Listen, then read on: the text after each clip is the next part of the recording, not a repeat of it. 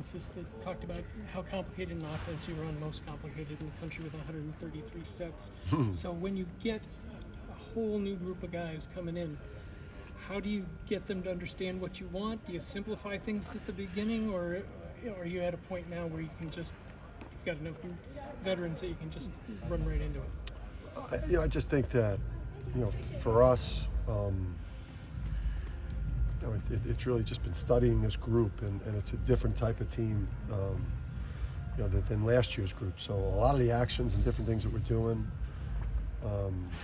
offensively, or especially early to start the year, are going to be different than things that we showed on film last year, and we're tailoring what we're doing to the personnel.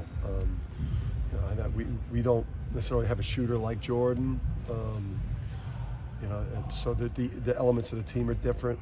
But yeah, our offense, it's different because the ball moves and players move, and it's not ball screen, like reliant to function at a high level. I think they're pretty simple concepts if you study the game and you love the game. Just like college football quarterbacks and all those guys, they remember all these things. So our guys need to be able to remember them too. What changes as a coach when you have so many young guys, or does anything change? I think not much changes. We've been going since June, and we've been pushing hard. And Solo and Jalen Stewart had a slower start because of injury and circumstances with Jalen's school. But you could see, Solo is really caught up to speed, and Jalen had his best day today, and we feel great about where all the freshmen are right now, and they all have to play important roles on the team, if not maybe a starting, or at least giving us the type of bench we had last year that really put us over the top. Dan, how has Donovan accepted the leadership role?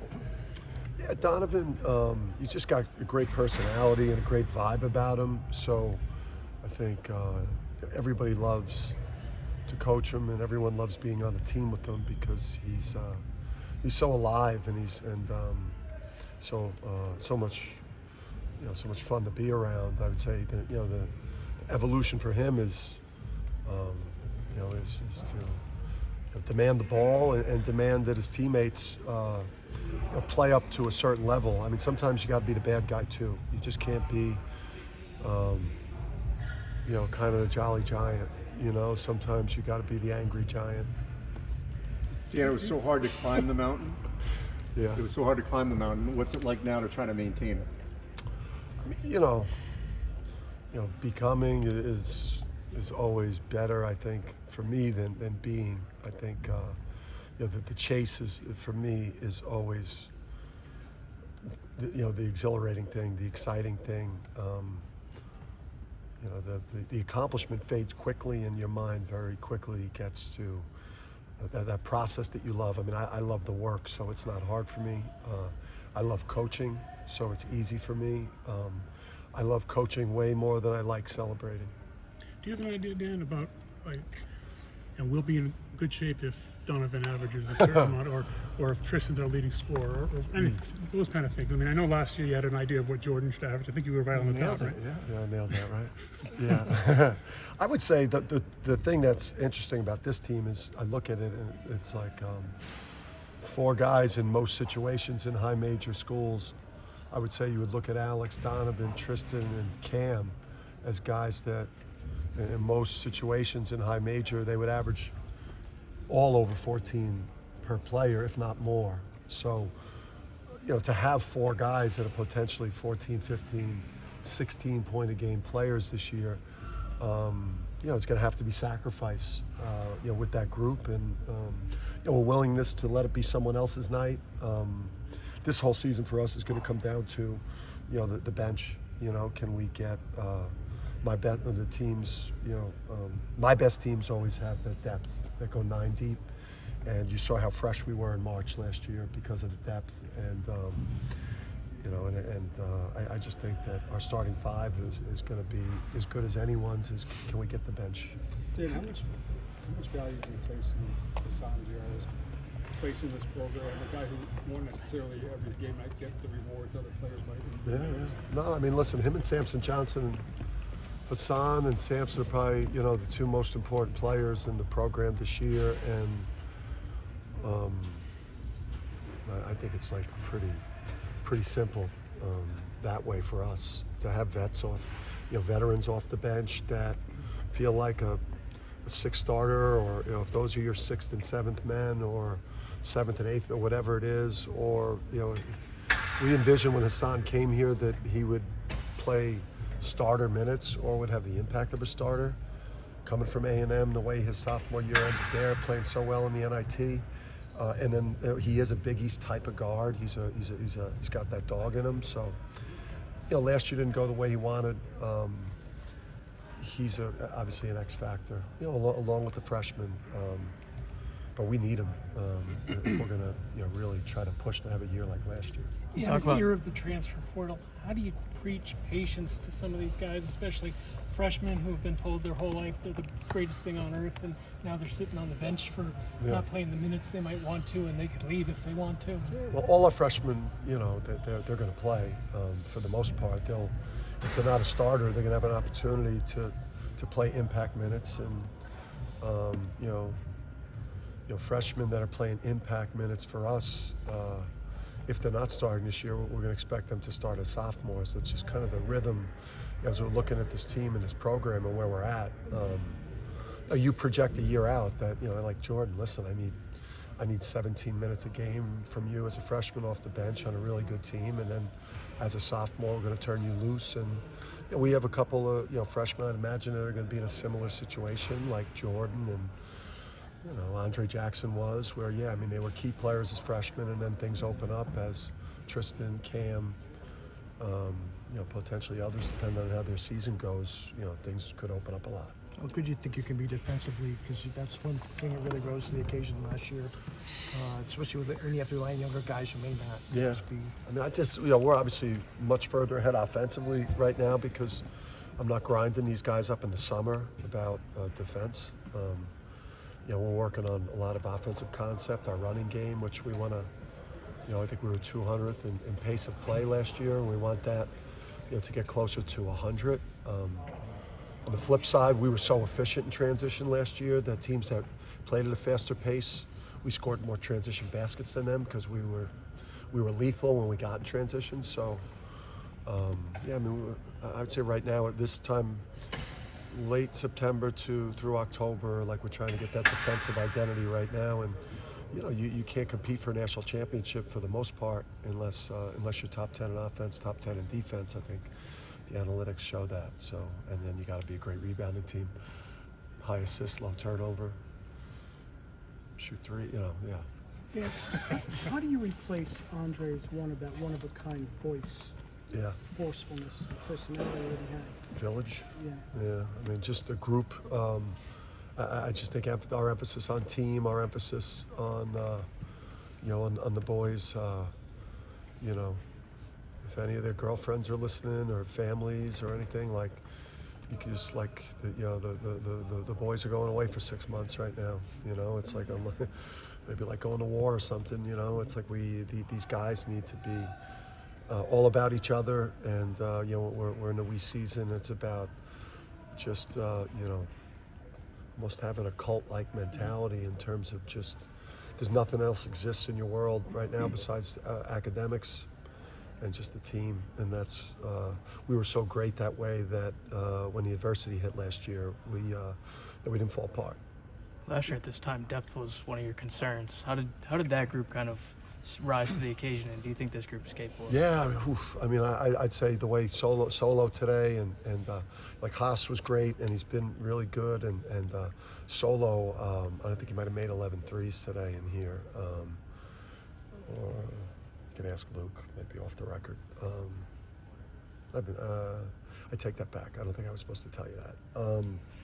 So that didn't happen. Erase it. Yeah, that didn't happen. But yeah, Samson looks great. Jaden Ross has been just an incredible surprise. He's so far ahead of where we thought he'd be. Jay Stu is catching up. you know, I think it's there. You know, I think Apostolos is a vet. He's been here. You know, again, like Sam, I mean, we've got the pieces there to put the bench to, you know, potentially put a bench together if those are the guys coming off the bench. But, I mean, it's competition for, you know, I think we played 9 guys easily last year and even got to 10 at some different points. So there's roles and opportunity there to be won. Can Yusuf help you off the bench? You know, I mean, it's obviously with Donovan and Sampson, it's hard to get to, you know, a third center, but he's improved a ton, and I mean, he's gotten so much better from the summer because, you know, we work so hard with these guys, you know, and we've got just great guys that love basketball. So we're serious basketball people here. We don't do, you know, fake basketball or, you know, social media basketball or celebrity basketball. We're real basketball here, so we work hard at it.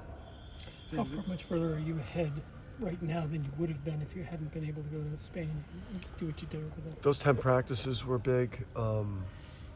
Yeah, and my message to the team was I think with, you know, and there were several other programs that probably feel the same way that had the summer trip, was we have a big advantage with the way we were able to work this summer, and we have a lot of offense in, and let's not give back the advantage right now. You know, like, you know, pedal to the metal and you know, and stay ahead of our competition and develop that defensive mindset right now. That's what these early practices are about: defensive mindset and team toughness. Where are the freshmen as far as adopting that mentality? I mean, obviously it's a whole new thing for them. Yeah, I mean, listen, it's easier for some of these guys than others, just based on kind of where they're from and what the basketball was like there. You know, we'll get them up to speed. Everyone at this time has days where they don't think they could finish practice. They just can't believe how intense practice was.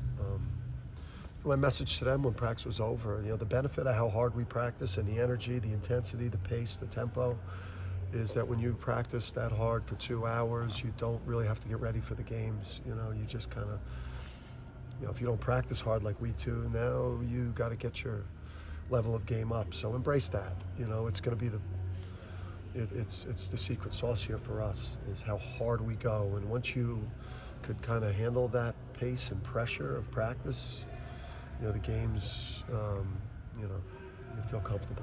Dan, I know there's going to be like a million things over the next 6 months that determine how this team actually does, but when you look at what you have in the room on day one, does it look to you like a team that could win a national championship? We're ahead of where we were last year. Now, obviously, there's leadership questions. There's bench depth questions. Obviously, we're you know, more traditionally, like back in the day, reliant on a number of freshmen to you know, to play when a majority of the other teams are older through the portal. So we're still a mix, leaning more towards the high school. So, I mean, we showed it before we got out here. You know, the 2 defending national champs that it went right for. Florida in 06, 07, who went back-to-back, and then Michigan State, who won it and then went to the Final Four. And then you have the 2 that, you know, didn't go so well for, North Carolina, and then Kentucky in the early 2010. So, yeah, I mean, all the analytics say that, you know, that we have enough in that room, but, you know, we got a lot of work to do. I mean, I love the way that the team looks. With a guy like Cam, how have you seen him tackle some of these early challenges throughout these early practices? Cam is he's an older guy, and he loves basketball, and basketball's his whole life, and he's an unbelievable competitor, and you know, he's embraced every part of what we do, and but you know, listen, when you do official visits with recruits, you know the ones that you want, and you know the ones that are going to fit in. And they know whether they fit in with you or not. So, I mean, when he was here on the visit, he already felt like he was on the team. What's some of the criteria that you saw that stuck out to you immediately from some of those early visits? Just the conversations we had about basketball. Like 90% of what we talked about was about, at the time, like NBA playoffs or or our season, or different players, or the style of play in the Big Ten or the Big East. I mean, everything was our family. We both come from insanely competitive basketball families or sports families, the Spencers and the Hurleys. I like to recruit in families that are obsess over basketball. That seems to fit good. So we're like kindred spirits. Have you seen Gino around the building much lately, or do you guys not spend much time? You're so busy, obviously. No, we've seen Gino. I've seen Gino now that we're all back in here. I've seen Gino probably 3 times in the last couple of days, so that's been cool. And I'll if I have a question or some idea what about, I'll call him if I don't see him. And I'm excited to get over there and watch them practice and see if there's some things they're doing, offense, defense, drill-wise, that we can steal. But Gino's close to all of us, particularly myself and Luke and Kamani. It's just as someone who's been around basketball his whole life, the fact that this university had the men's and women's champion in 2004 and 2014, the only school to ever do it. I mean, that's one of the more unique things in college basketball. Basketball history. capital of the world. I mean, it is. No one's got that. So you're both due to make it 4-14 in 2024. You know what I mean? Well, you know me, I'm superstitious. Right? I mean, it's the basketball capital of the world, right? The last 25 years, UConn clearly have had the best college basketball programs in the country, right? I mean, what do you judge by in sports? You judge by the big trophies, the big championships. Men's have, our men's programs have got 5, and the women's have 11. I mean, we put that on our court. How important would the Big East championship be for you? I mean, you can't top a national title, but is that the program hasn't won one in a while, and of course they haven't been in the Big East all the time. But how important is that to you, especially? Yeah, it is. The next closest thing to, besides a Sweet 16, maybe an Elite 8 game, the Big East tournament. I mean, forget the Final Four national championship. That's in a whole other place. But the Big East, winning the Big East championship. That's something that we're striving for and desperate to do. And I think we've got chips on both shoulders. To continue to win everything that we can win. Whether that's the MTE or the Big East regular season or the Big East tournament or a regional or the Jimmy V Classic game. I mean, those are all chances to win something. And yeah. You won at Seton Hall one year, right? You won. Yeah, I got the regular season there, and then we had my sophomore year. We blew Syracuse out to win the Big East championship. So yeah, I'd love to experience that as a coach. And it's going to be tough because the league is loaded this year, and based on last year's performance, where we were clearly the best team in the country, best league in the country last year. Based on how we performed in the NCAA tournament, because I was always told that was the criteria. The league got better. It got better at the top. It got better in the middle. Coaching changes. I mean, our league it's going to be, it's the best league in the country this year and the most entertaining. It's got the best teams. You always talk about people get up for UConn, but you're going to be the defending national champions this time. So expect a little bit extra there from when you go into places. Bigger target, but the target was already huge. People like kicking us while we're down. They like that, and then when you're good, it's big. I mean, we obviously teams talk about us a lot. We rarely talk about players on other teams in the preseason or at different times. I mean, we're pretty focused on ourselves, but we got a big target on us, and that's what all the success the last 25, 30 years in basketball has made this huge target. And it got bigger for us by winning it last year. Thank you.